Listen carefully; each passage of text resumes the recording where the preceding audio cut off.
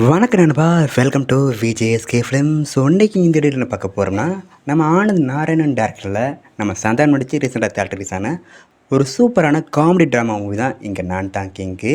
So அந்த பாடகின் star cast பார்த்தீங்கன்னா நம்ம சந்தானம், தம்பிராமையா, பிரியாலயா, விவேக் பிரசன்னா, பாலசரன் மற்றும் பல ஸ்டார் காஸ்ட் நடிச்சிருக்காங்க.